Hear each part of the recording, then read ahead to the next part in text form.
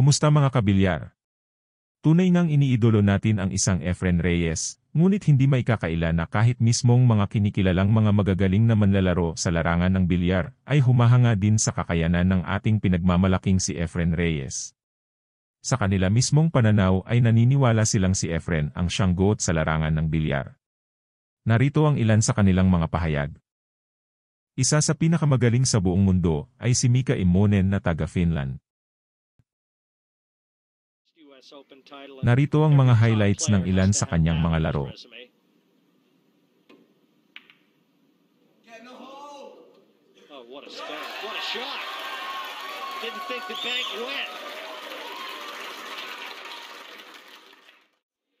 Kamakailan nga lamang ay nagkaroon siya ng hindi pagkakaunawaan sa isa natin kababayan at manlalaro na si Jeff De Luna.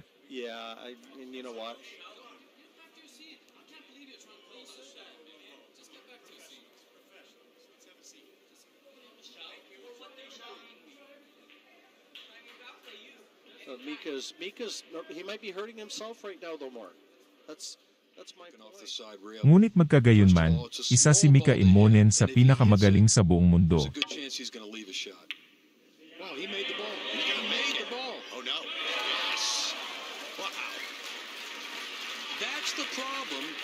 Narito ang ilan sa kanyang mga pahayag patungkol sa ating EFREN Reyes na di mawari ang kanyang paghanga sa tinaguriang magician.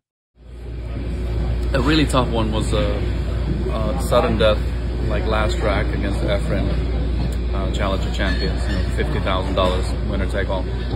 I didn't sleep for 2 weeks. That's tough. That seems like it would fit. Okay. Who is on the Mount Rushmore of pool players? I would have to say Earl and EFREN. Earl and EFREN? Earl and EFREN for sure. And I would probably have to go with the old timers because we're talking like basically forefathers of the pool, like big influences. So might even be Bustamante in the mix. Boosty?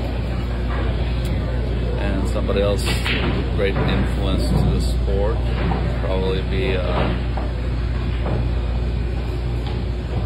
I feel a little bad for not saying Mosconi and Greenleaf and all those guys, but it's guys that I've played with and against, maybe Steve Mizrak. Steve Mizrak, okay.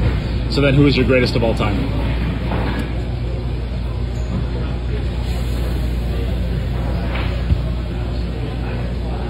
EFREN. Last question, what is your... Tunay ngang sinabi at binanggit mula sa kanya na si EFREN ang pinakamagaling sa buong mundo. Halina at pakinggan natin muli ang kanyang pahayag sa greatest of all time. Okay. So then who is your greatest of all time?